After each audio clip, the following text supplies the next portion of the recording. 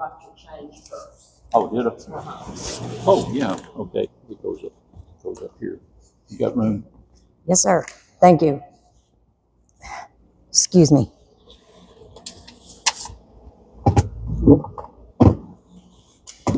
My husband says I need to get up here.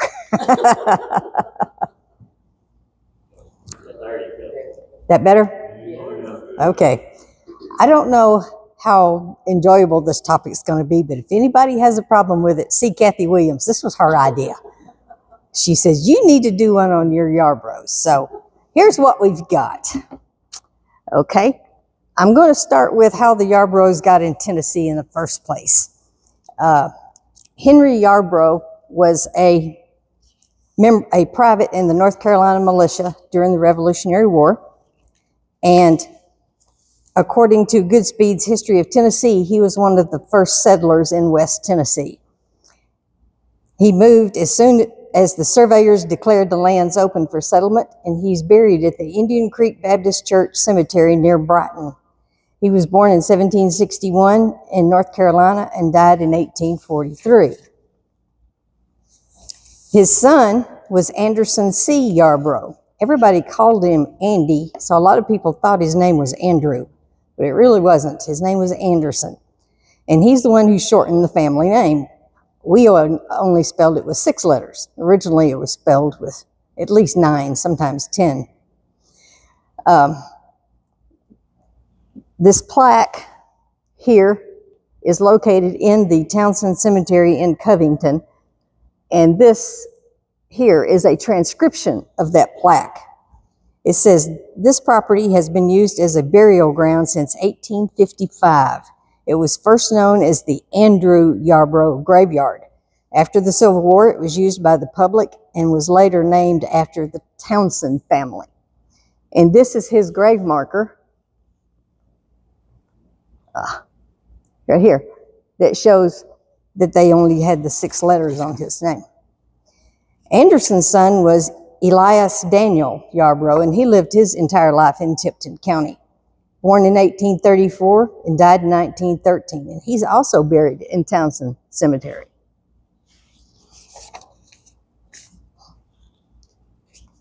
Eli's son, John M. Yarbro. This is John seated in the front, and his wife Ella here, his son Jesse, and his son John Wesley. Other children that are not pictured were Eli, William Winfield, Joshua, and Lottie Mae.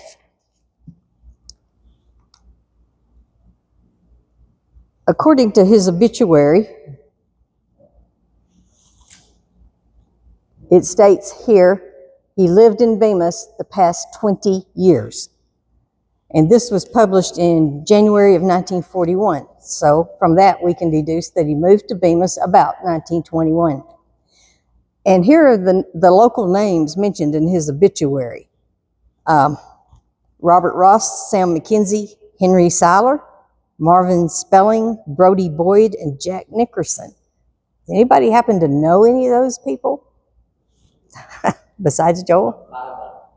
Yeah, okay. Who was the mole that you named Brody? Oh, yeah, I grew up across the street.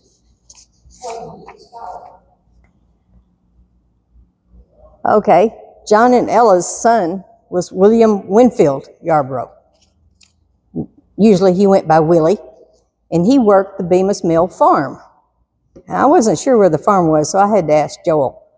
If you take the road out toward the cemetery, if you go around the church, it's a right-hand turn, and when you get up close to the cemetery, it's a left-hand turn. Right there at that left-hand turn, there's a marker that says golf course. The golf course is what used to be the Bemis farm. And my grandfather worked that farm until he died in 1937. He was 47 years old, and he died of chronic nephritis. And his only child, Edward Elko, was 3 years old. And here is Willie's obituary, which states that he was a resident of Bemis for the past 16 years. Well, 16 from 37 comes to 1921. So came with his parents when they came to Bemis. Willie and Lila Mae's son was Edward Elko Yarbro. And when he was living in Bemis as a small child, I learned many years later he was going by Elko, not Edward. I asked a cousin, found out how to get in touch with her, and I called her and told her that I was Ed's son. And she said, Ed, who's Ed? I said, Edward Elko. She said, oh, Elko. So if you're trying to find out about relatives, use full names because you may not be using the name they knew them by. And this is the end of my Yarbro line. That's me. But these three names circled in red are the families, my ancestors who lived in Bemis. So the question is, how did this Tipton County family make their way into Bemis? Well, looking at John's timeline, he was born and married in Tipton County, and his first 4 children were born in Tipton County.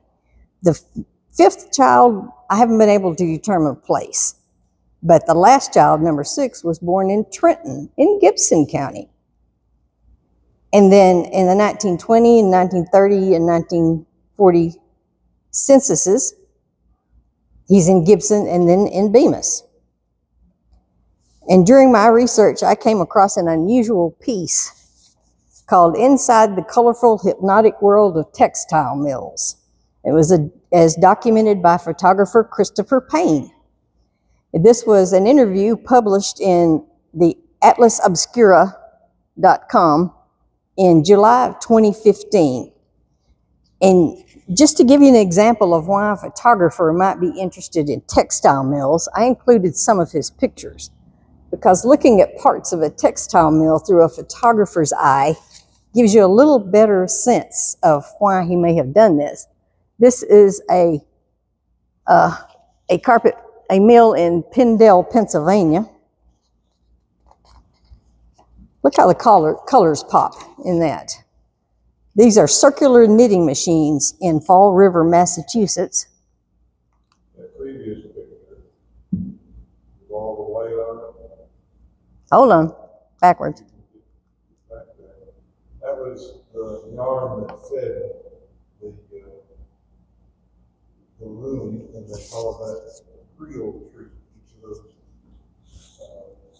schools of creel, and all that stuff is the tree that hung on that.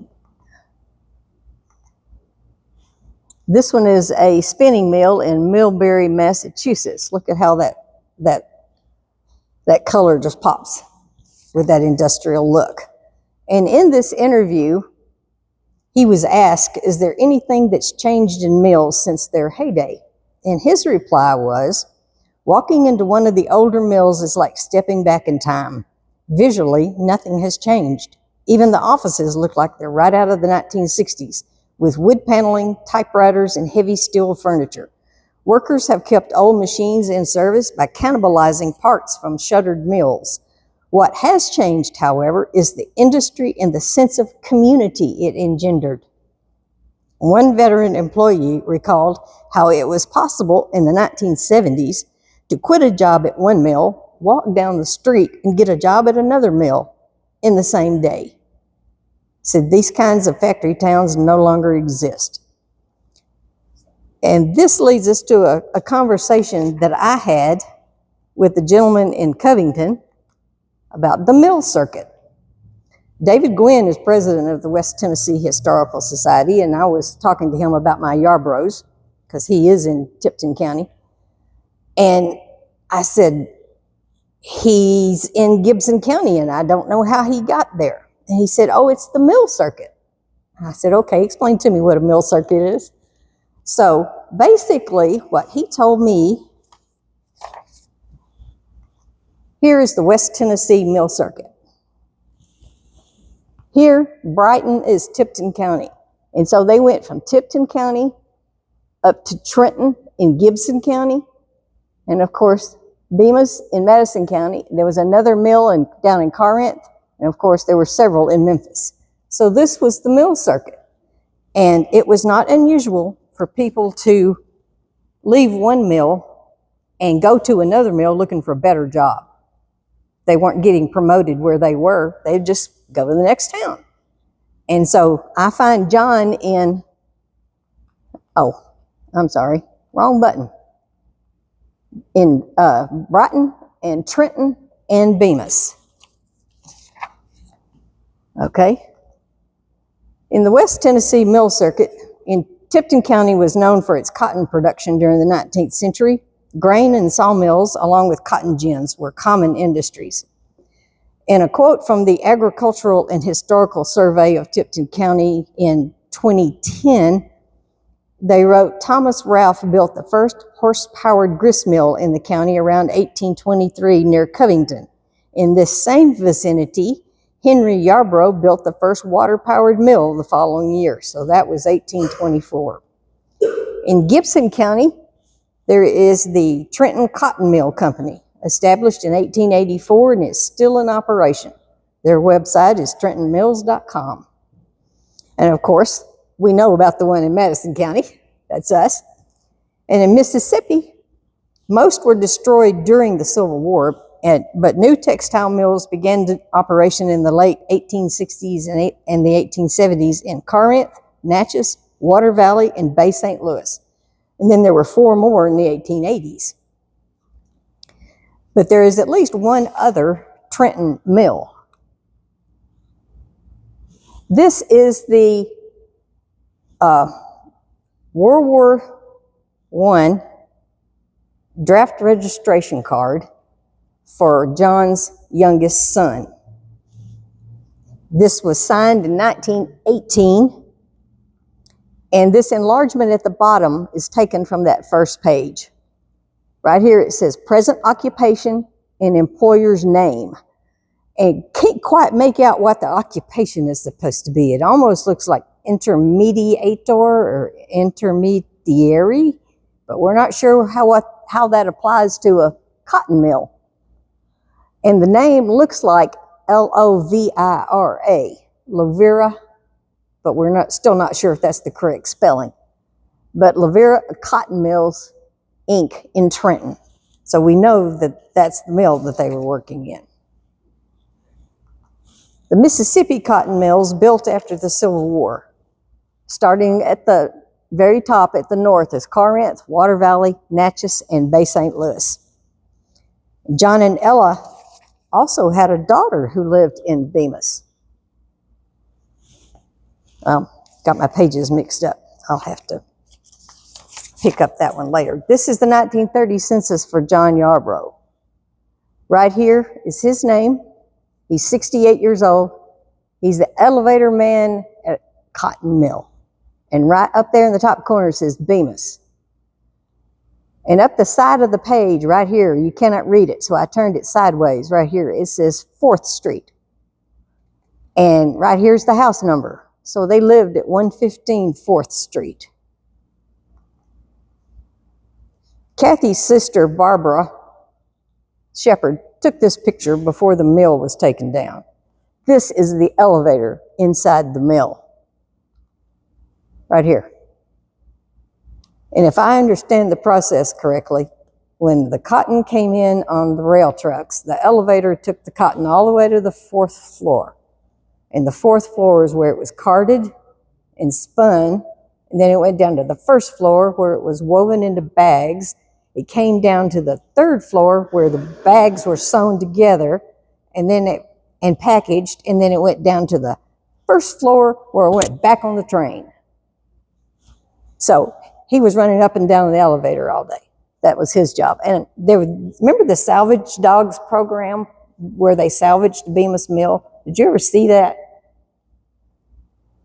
Those elevators are about as wide as from here to the wall. Those are huge.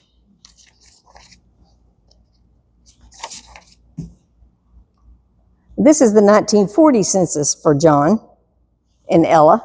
At this time, they are living in the home of their daughter, right here.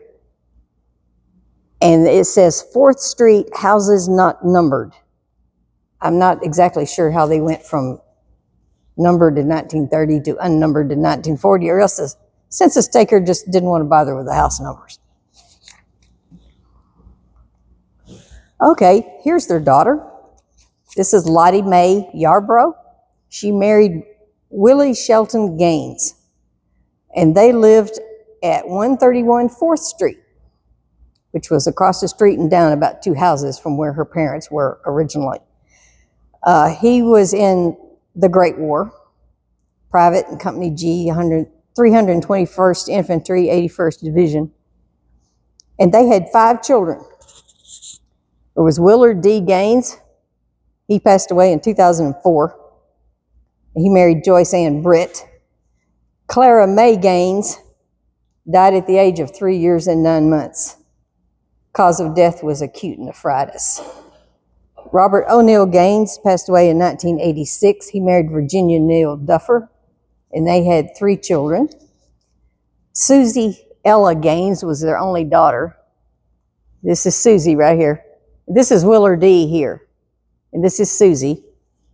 She married Irving Cornelius Wallace, and they had 3 children, Barbara, Cleve, and Jack.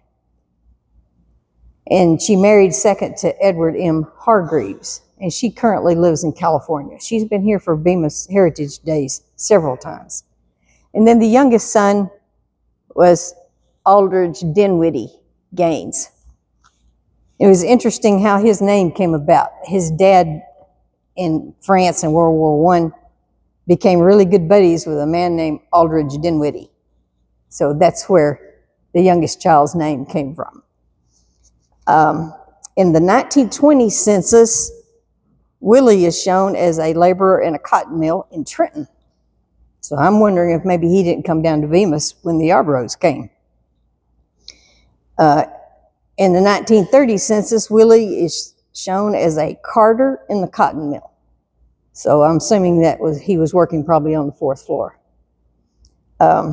He was gassed when he was in France, so by 1940 he wasn't able to work anymore. And he passed away in 1946.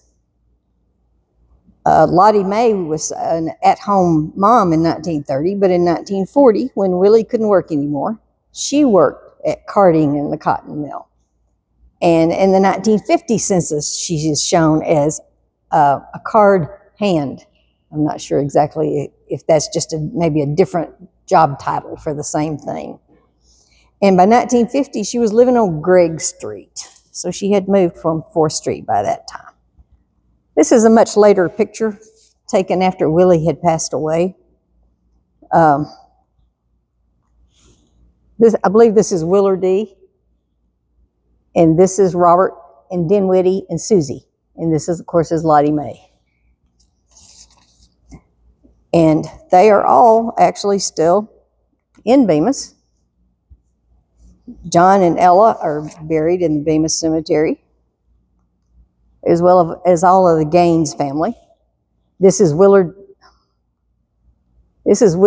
and Lottie Mae, and their tombstone actually has a photograph on it.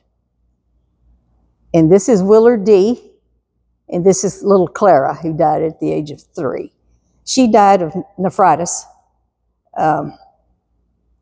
My grandfather, Willie, died of chronic nephritis, and my second son has an inherited kidney disease. We're just assuming that's probably where it came from. And this is Willie's, my grandfather's marker was turned the opposite way from all the rest of them in the cemetery. If you pull up in the driveway and you walk to the crest of the cemetery and look down the other side, they are right next to that little side street, alley street, down on the far side. The Gaines are right at the crest.